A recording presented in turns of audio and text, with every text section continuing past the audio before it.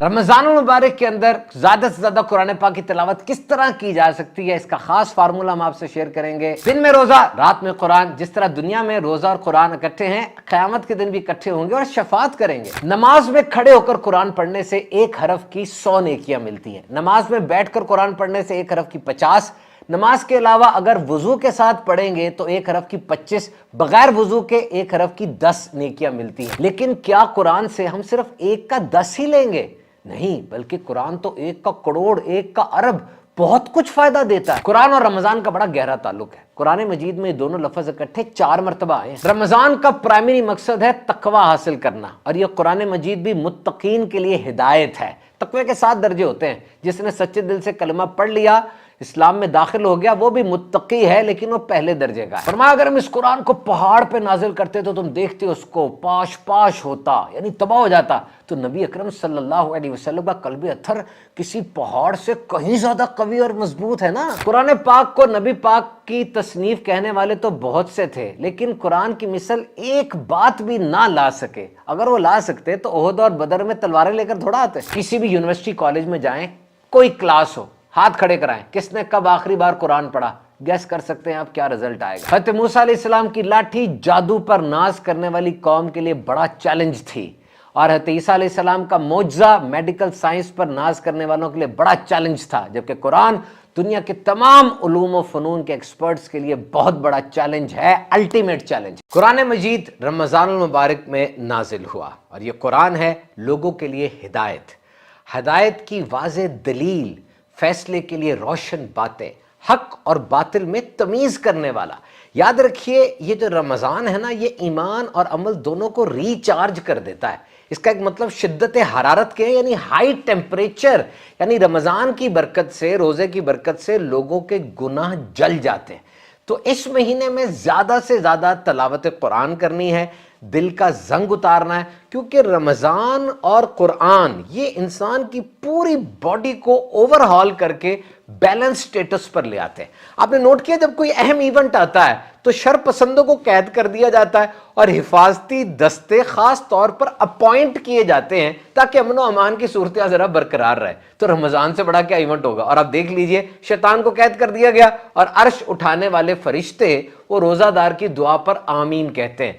تو یہ وہ دن ہے جس میں ہمیں زیادہ سے زیادہ تلاوت قرآن کرنی ہے۔ رمضان اور قرآن بڑا گہرا ریلیشن ہے۔ ارشاد ہوا اور ہم نے اس قرآن کو شب قدر میں نازل کیا، بے شک ہم نے اسے برکت والی رات میں اتارا۔ اس مہینے میں ایک عبادت تلاوت کلام پاک کے حوالے سے خاص طور پہ مسلمانوں کے لیے مقرر فرمائی گئی، اور وہ ہے تراویح۔ جیسے رمضان اور قرآن دنیا میں اکٹھے ہیں، قیامت میں بھی اکٹھے ہوں گے۔ رمضان اور قرآن دونوں شفاعت کریں گے۔ Ramzan and Quran, fasting and Quran, both will intercede at the day of judgment۔ روزہ کہے گا میں نے دن میں اسے کھانے سے روکے رکھا، اس کے حق میں میری شفاعت قبول فرما، اور قرآن کہے گا میں نے رات میں اس کو سونے سے باز رکھا، اس کے حق میں میری شفاعت قبول فرما، اور دونوں کی شفاعت قبول کی جائے گی۔ قرآن مجید توریت اور انجیل کی طرح ایک دم نازل نہیں ہوا، بلکہ حالات و واقعات کو پیش نظر رکھتے ہوئے 23 سال میں یہ کچھ حصہ نازل ہوتا رہا، تاکہ احکامات بھاری نہ پڑیں اور قلب اتھر کو، نبی پاک علیہ الصلوۃ والسلام قلب اتھر کو وہ تقویت حاصل ہو۔ رمضان اور قرآن ان دونوں کا ذکر 4 مرتبہ اکٹھے وہ قرآن مجید میں آیا ہے، اور وہ واحد مہینہ جس کا ذکر قرآن میں آیا وہ رمضان ہی ہے۔ اور جبریل امین سید الملائکہ وہ یہ قرآن پاک لے کر نبی پاک علیہ الصلوۃ والسلام کی بارگاہ میں حاضر ہوتے تھے،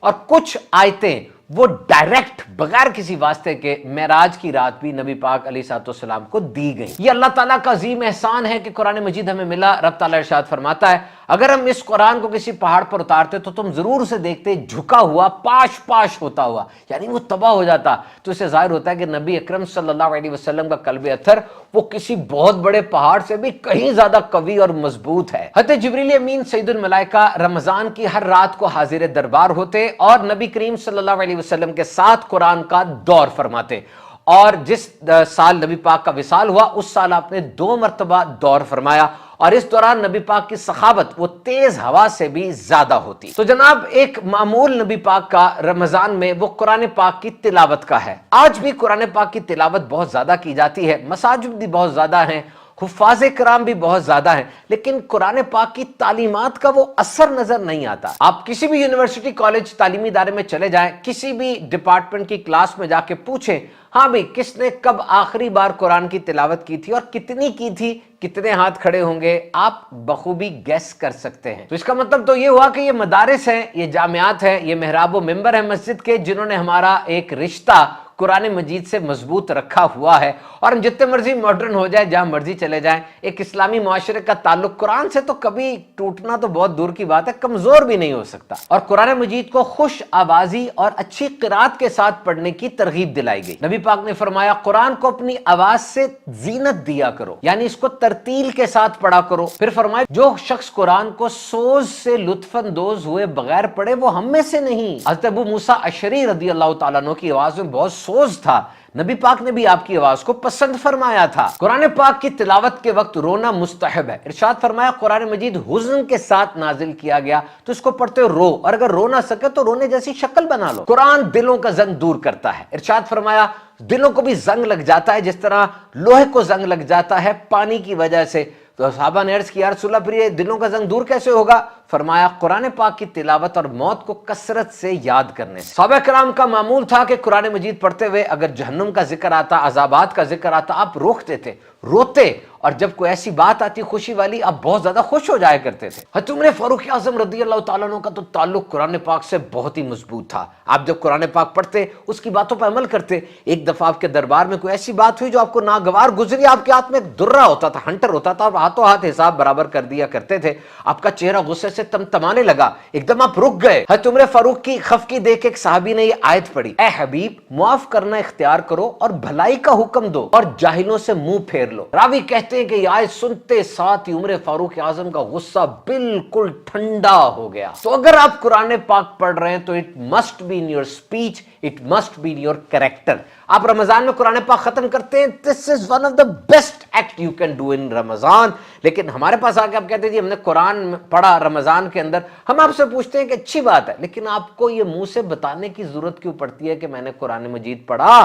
آپ کا انداز کیوں نہیں بتاتا آپ قرآن پڑھتے ہیں؟ آپ جہاں پر کاروبار کرتے ہیں آپ کی مارکیٹ سے یہ آواز کیوں نہیں آتی کہ یہ وہ کاروباری آدمی ہے جو رات کو قرآن پڑھتا ہے اور دن میں تجارت قرآن پاک کے اصولوں کی روشنی میں کرتا ہے؟ آپ کسی اسپتال میں ڈاکٹر ہیں تو مریض اور آپ کے کالیگز یہ کیوں نہیں کہتے کہ جناب یہ فلاں ڈاکٹر صاحب قرآن پاک پڑھتے ہیں اور قرآن پاک کی تعلیمات کی روشنی میں یہ طب کا کام کرتے ہیں؟ تو قرآن مجید میں اور رمضان میں کچھ باتیں مشترک ہیں۔ نمبر ایک تو تقویٰ ہے، اللہ کا ڈر، تقویٰ، یعنی فرمایا کہ مسلمان پر روزے فرض کیے گئے، اے مسلمانوں تم پر روزے فرض کیے گئے جس طرح تم سے پہلی امتوں پر کیے گئے تھے تاکہ تمہیں تقویٰ حاصل ہو جائے۔ تو تقویٰ از دا مین پرپس۔ اور قرآن پاک کے بارے میں بھی فرمایا ہدی للمتقین، یہ متقین کے لیے ہدایت ہے۔ ہدی للناس بھی فرمایا گیا، یہ انسانوں کے لیے ہدایت ہے۔ تو یہ فرمایا کہ جناب جو متقین ہیں وہی انسان کہلائے جانے کے لائق ہیں، لیکن تقوی کے نا درجے ہوتے ہیں، 7 درجے ہوتے ہیں، اور ایک درجہ یہ بھی ہے کہ ایک انسان نے سچے دل سے کلمہ پڑھا، دائرہ ایمان میں داخل ہوا تو متقی ہے۔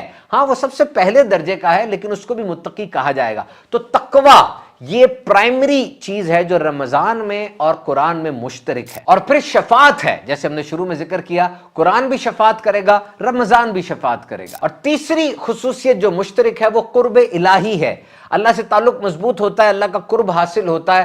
جب انسان قرآن مجید پڑھتا ہے رحمتیں نازل ہوتی ہیں، اور انسان جو روزہ رکھتا ہے، فرمایا ہر عبادت کی کوئی نہ کوئی جزا ہے، رب تعالیٰ 700 گنا تک بڑھا کے ثواب عبادت کا عطا فرماتا ہے، لیکن روزہ ہے اس کی جزا میں خود ہوں، یعنی اس کا بدلہ میں خود ہوں، کہ اس کا میں بدلہ جو دوں گا روزہ دار کو۔ اور یہ بھی فرمایا کہ روزہ دار کو قیامت کے دن دیدار الہی سے مشرف کیا جائے گا، تو قرب الہی حاصل ہوتا ہے۔ تو رمضان اور قرآن کے بڑے گہرے معمولات ہیں۔ نبی پاک علیہ الصلوۃ والسلام کا رمضان میں خصوصی طور پہ قرآن مجید کی تلاوت کرنا، صحابہ کرام اور بزرگان دین کا بھی طریقہ ہوتا تھا، وہ تلاوت قرآن مجید کیا کرتے تھے۔ اور یہ بھی بات ہے کہ قرآن مجید رمضان میں نازل کیا گیا، اس کے علاوہ جو مصحف ابراہیمی، انجیل، توریت، یہ بھی رمضان میں ہی نازل ہوئے تھے۔ سورۃ العلق کی چند ابتدائی آیات سے قرآن مجید کے نزول کی ابتدا ہوئی، اور اس کے بعد آنے والی سورۃ القدر میں بیان کیا گیا کہ قرآن کریم رمضان کی اس بابرکت رات میں نازل کیا گیا۔ اور روایات سے معلوم ہوتا ہے کہ صحابہ، تابعین، تبع تابعین اور دیگر بزرگان دین رمضان المبارک میں بالخصوص خاص طور پہ اہتمام کے ساتھ قرآن مجید کی تلاوت کیا کرتے. اور بعض اسلاف اور اکابرین کے ساتھ تو یہ منسوب ہے کہ رمضان میں وہ سب کام چھوڑ چھاڑ کر زیادہ سے زیادہ قرآن پاک کی تلاوت کرتے تھے. حضرت امام مالک جن کی موطا بڑی مشہور بک ہے، آپ حدیث اور فقہ کا دیگر علم ان دنوں میں موقوف کر دیتے اور دن رات رمضان المبارک میں قرآن پاک کی تلاوت کیا کرتے. اور بعض سے بھی منقول ہے کہ وہ بالخصوص آخری عشرے میں، آخری 10 دنوں میں 2 دن میں ایک دفعہ یا روزانہ ایک دفعہ قرآن کریم مکمل ختم فرمایا کرتے. تو جناب روٹین ایسی بنانی ہے کہ اس رمضان میں ہم نے کچھ اسپیشل کرنا ہے. رمضان المبارک کے اندر قرآن مجید کو پڑھنا ہے اور سمجھ کر پڑھنا ہے. Let's start it with small step. ہم روزانہ 3 آیتیں قرآن مجید کی ترجمہ اور تفسیر کے ساتھ پڑھنا شروع کرتے ہیں. دیکھیے اتنا کچھ آپ کو پتا چلے گا، اتنے آپ کو رازوں کے بارے میں آگہی حاصل ہوگی، آپ کو دنیا، زندگی کی سوشل، کلچرل، ایکیڈیمکس میں ہر جگہ پر ایسی گائیڈنس ملے گی کہ آپ حیران ہو جائیں گے.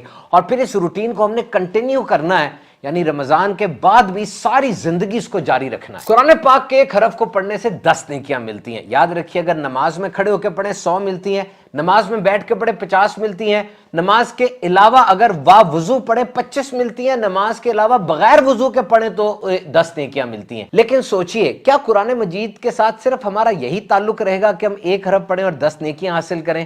ہاں، رمضان کے اندر یہ بھی multiply by many times ہو جائے گا، لیکن 1 کا 10 ہی تو صرف نہیں نا. قرآن کا فائدہ تو 1 کا لاکھ، 1 کا کروڑ، 1 کا ارب اور 1 کا اس سے بھی زیادہ ہے. اور یہ کب ہوگا؟ جب ہم قرآن کو زبان سے بھی ادا کریں گے، دل میں بھی اس کو رکھیں گے اور اس کے مطابق اپنی زندگی گزاریں گے. ہدایت و رہنمائی کا واحد سورس وہ قرآن و حدیث کو ہی بنائیں گے. اسلام جس چیز کو صحیح کہتا ہے وہ کریں گے، جس چیز سے منع کرتا ہے اس سے رکیں گے. قرآن مجید وہ اہم ترین کتاب ہے جس کے بارے میں واضح طور پہ فرمایا گیا کہ یہ اسی کو صحیح فائدہ دے گا جو اس کو سمجھ کر اور غور و تدبر کے ساتھ اس کو پڑھے گا، اس سے سیکھے گا. اس کو ڈیپ ڈاؤن جا کے سمجھیں. سمجھدار لوگ، عقل مند لوگ اس کو سمجھتے ہیں اور بہت زیادہ غور و فکر اور تدبر کے ساتھ اس سے سیکھتے ہیں. اور ایسی باتیں آپ دیکھیں گے قرآن مجید میں آیا، جس طرح کہ اللہ نے تمہیں سبزے کی طرح زمین سے اگایا اور پھر اسی میں لے جائے گا. 7 آسمانوں کی بات کر رہا ہے قرآن مجید. پہاڑ زمین میں گاڑی ہوئی میخیں ہیں. سورج اپنے ٹھہرنے کے وقت تک چلتا رہے گا. اے جنو انس کے گروہ، اگر تم زمین و آسمان کے کناروں سے نکل جاؤ گے، جہاں جاؤ گے اپنے رب کو پاؤ گے. اور ہم نے نیچے کے آسمان کو سنگھار سے آراستہ کیا، رات دن بنائے، سورج چاند ستارے اپنے مداروں میں گردش کر رہے ہیں. ایسی باتیں یہ کس سینچری کے لوگوں کے لیے ہے جناب؟ اور ایک انکمپیریبل ٹیکسٹ ہے یہ. ایک ہی صفحے کے اندر آپ کو خوشخبریاں بھی ملیں گی، وارننگز بھی ملیں گی، آپ کو قصے بھی ملیں گے، اور ہر قصے کے اندر ایک اسپیشل لیسن ہوگا آپ کے لیے. تو حضرت موسیٰ علیہ السلام کا جو معجزہ تھا، ان کی لاٹھی تھی، وہ فن جادوگری پر فخر کرنے والوں کے لیے بڑا چیلنج تھا. حضرت عیسیٰ علیہ السلام کا جو معجزہ تھا وہ میڈیکل سائنس پر اترانے والی قوم کے لیے بڑا چیلنج تھا. اور قرآن مجید تو دنیا کے ہر علوم و فنون کے ہر ایکسپرٹ، ہر ماہر کے لیے الٹیمیٹ چیلنج ہے. لبید بن ربیعہ جس کی نظمیں خانہ کعبہ پر لٹکائی جاتی تھی، وہ قرآن مجید پڑھتا ہے اور اسلام قبول کر لیتا ہے، اعلان کرتا ہے کہ کسی انسان کا کلام نہیں ہو سکتا. عتبہ بن ربیعہ جس کو ہائر کرتا ہے ابو جہل اور کہتا ہے جاؤ جا کے نبی کریم صلی اللہ تعالی علیہ وسلم سے بحث کرو، معاذ اللہ ان کو نیچا دکھاؤ. وہ جاتا ہے، نبی پاک وہ آیت تلاوت فرماتے ہیں، پھر اگر وہ منہ پھیرے تو تم فرما میں تمہیں ڈراتا ہوں اس کڑک سے جو عاد و سمود پر نازل ہوئی. کانپنے لگ جاتا ہے. نبی پاک کے دہن اقدس پر ہاتھ رکھ کر کہتا ہے وہ کڑک مجھ پہ نازل ہو جائے گی. ولید بن مغیرہ یہ بھی قادر کلامی میں بڑا مشہور تھا جناب. یہ کہتا ہے کہ اس کلام میں عجیب مٹھاس ہے، یہ سایہ کنا ہے، یہ مغلوب نہیں ہوتا بلکہ غالب ہی کرتا ہے. اب مجھے بتائیں وہ کیا چیز تھی جو لبید کو، عتبہ کو، ولید جیسے ان لوگوں کو جو اپنے فن میں ایکسپرٹ تھے ان کو مغلوب کر رہی ہے؟ یہ لوگ عرب کے وہ ہیں جو فصاحت و بلاغت میں یگانہ روزگار تھے. وہاں پہ شاعر صرف ادیب نہیں ہوتا تھا بلکہ شاعر جنگجو بھی تھا، شاعر ڈاکٹر بھی تھا، اور جس مرضی دروازے سے چاہتے وہ فصاحت و بلاغت کے وہ داخل ہو جایا کرتے تھے. یہ لوگ کس بات کی تعریف کر رہے ہیں؟ قرآن مجید کو نبی پاک صلی اللہ تعالی علیہ وسلم کی تصنیف کہنے والے تو بڑے آئے، اور ابھی بھی کچھ لوگ اس طرح کی ہرزہ سرائی کرتے ہیں، لیکن کوئی اس کتاب کی ایک لائن کا بھی مثل نہیں لا سکا، اور اگر وہ لا سکتے تو احد اور بدر میں تلواریں لے کے تھوڑی آتے۔ تو اللہ کی عظمت کی سب سے بڑی دلیل وہ نبی پاک صلی اللہ علیہ وسلم کی ذات اقدس ہے، اور نبی پاک کی عظمت کی سب سے بڑی دلیل وہ قرآن مجید ہے۔ And there is a series of challenge، قرآن خود چیلنج کرتا ہے کہ جاؤ جا کے قرآن کا کوئی مثل لاؤ، جنوں انسانوں کو، اپنے حمایتیوں کو بلا لو، نہیں لا سکتے 10 صورتیں لے آؤ، نہیں لا سکتے 1 صورت لے آؤ۔ اب وہ فصیحانہ شعر گوئی، خطیبانہ بلاغت کا توتی بول رہا تھا، ایک دم چپ ہو گئے سارے، اور پھر آخر میں چیلنج کو کلوز کیا کہہ کے کیا کہ قرآن جیسی کوئی بھی بات لے آؤ۔ آج تک یہ چیلنج موجود ہے۔ چلیں آپ کہہ سکتے جی زمانہ پہلا تھا، آج آ جائیں، آج دیکھ لیں آپ، آج تو بہت زیادہ عربی کا ٹرینڈ ہے، 1.2 ملین ورڈز کی ویکیبلری ہے اس زبان میں، اور بڑے بڑے عربی اخبارات کے ایڈیٹرز ہیں، آرٹیکل نویس ہیں، بہت کچھ کام ہو رہا ہے، آج کوئی آئے اور لا کے دکھائے۔ لیکن مزے کی بات تو یہ کہ جو عربی زبان میں جتنا زیادہ ایکسپرٹ ہوتا ہے، جتنا ماہر ہوتا ہے، قرآن پڑھتا ہے اس پہ اتنا زیادہ روب طاری ہو جاتا ہے۔ قرآن انجینئرنگ کی، میڈیکل کی، لا کی، لٹریچر کی کتاب نہیں ہے، اس میں سارا کچھ ہے فرمایا، اور ہم نے اس کتاب میں کوئی شے اٹھا کے نہیں رکھی، ہر خشک ہر تر کا بیان قرآن مجید میں، الحمد سے لے کے والناس تک ہر کلمے سے ایک نیا فن جنم لے رہا ہے۔ اب آپ کہیں گے جی ہمیں تو نظر نہیں آتا، ہمیں پتہ نہیں چلتا، کیسے پتہ چلے گا؟ یہ تو دنیا کا اصول ہے، دس از the role of the world, کہ کتاب کا پتہ اس کے ایکسپرٹ کو ہی چلتا ہے نا۔ دیکھیں میڈیکل کی کتاب ہے، وہ جو اسٹوڈنٹ ہوگا وہ اپنے حساب سے، اور جو ابھی بھی تازہ تازہ ڈاکٹر بنا ہے وہ اپنے حساب سے سیکھے گا، اور ایک پرانا پروفیسر ہے جس کا 30 سال کا تجربہ ہے وہ اپنے حساب سے سیکھے گا۔ تو قرآن مجید بھی اسی طرح نوازتا ہے۔ مولا کائنات حضرت علی کرم اللہ تعالی وجہ الکریم فرماتے ہیں کہ تم مجھ سے کہو تو میں سورہ فاتحہ کی تفسیر سے 80 اونٹوں کو بھر دوں، اور اس کی سیکیورٹی دیکھیں کتنی زیادہ ہے۔ دنیا کے اندر انجینئرنگ جو کر رہے ہیں وہ انجینئر کی کتاب پڑھتے ہیں، ڈاکٹر میڈیکل ٹیکسٹ پڑھتے ہیں، لٹریچر والے اپنا لٹریچر پڑھتے ہیں، لیکن قرآن مجید تو سب پڑھتے ہیں، کیونکہ نماز کے اندر ایک خاص پورشن تو یاد کرنا ہے۔ اور جب تراویحیں ہوتی ہیں آپ دیکھیں آگے امام صاحب قرآن مجید پڑھ رہے ہیں اور پیچھے کئی لوگ ہیں جن کو قرآن زبانی آتا بھی ہے۔ اب کوئی بھی کسی کتاب میں کچھ تبدیلی کر دے، یعنی میں کسی انجینئرنگ کی کتاب میں تبدیلی کر دوں تو کون غلطی نکالے گا؟ اس کا ماہر ہی نکالے گا۔ سائنس تو in the constant process of progress ہے، سائنس تو بدل رہی ہے۔ میں دعویٰ کرتا ہوں جی میں نے تحقیق کی تھی اور پرانی کو رد کر کے اپنی تحقیق لکھ دی ہے، اب کون رد کرے گا؟ کوئی MIT کا، یونیورسٹی آف میساچیوسٹ کا کوئی بڑا نامی گرامی پروفیسر ہے وہ رد کرے جناب، ورنہ میں تو نہیں مانتا۔ اس طرح میڈیکل سائنس میں رائلز کالج آف فزیشن کی کوئی ریسرچ باڈی بیٹھے اور ایگزیکٹو باڈی بیٹھ کے کہے کہ جی جو میں نے تبدیلی اور تحریف کی ہے وہ غلط ہے تو میں مانوں گا، ورنہ میں نے تو ٹھیک کی ہے۔ اب قرآن مجید میں اگر کوئی بے باکی کرتا ہے، آگے پیچھے کرتا ہے، تو کسی بڑے کے پاس جانے کی ضرورت نہیں ہے۔ وہ 7 سال کا بچہ جو قرآن کا حافظ ہے، جو سامنے کھیل رہا ہے، وہ سامنے آ کر کہے گا بھائی تو غلط کہہ رہا ہے، قرآن تو وہ ہے جو میرے سینے میں ہے۔ مجھے بتائیے قرآن کی حفاظت کا کیسا ڈیوائن میکنزم ہے۔ تو جناب قرآن مجید کو پڑھنا ہے، اور قرآن مجید کے کچھ آداب بھی ہم ڈسکس کرتے ہیں تاکہ رمضان کی ان بابرکت گھڑیوں میں ادب و آداب کے ساتھ قرآن مجید پڑھا جائے۔ نمبر 1، باوضو ہو کر، قبلہ رو ہو کر، مؤدب ہو کر، عجز و عاجزی انکساری کے ساتھ بیٹھے۔ نمبر 2، آہستہ پڑھے اور اس کے معنی میں غور و فکر کرے، تلاوت قرآن میں جلد بازی سے کام نہ لے۔ نمبر 3، دوران تلاوت رونا بھی چاہیے، اور اگر رونا نہ آئے رونے جیسی شکل بنا لے۔ نمبر 4، ہر آیت کی تلاوت کا حق بجا لائے۔ نمبر 5، اگر قرات سے ریاکاری کا اندیشہ ہو یا کسی کی نماز میں خلل پڑتا ہو تو آہستہ آہستہ تلاوت کرے۔ جہاں تک ممکن ہو قرآن پاک کو خوش الحانی کے ساتھ پڑھے۔ قرآن مجید کے کچھ باطنی چیزوں کا بھی خیال رکھنا چاہیے۔ قرآن مجید کی عظمت دل میں بٹھائے۔ قرآن مجید پڑھنے سے پہلے اللہ پاک کی عظمت دل میں بٹھائے اور خیال کرے کہ یہ کس عظیم ذات کا کلام ہے اور میں کس بھاری کام کے لیے بیٹھا ہوں۔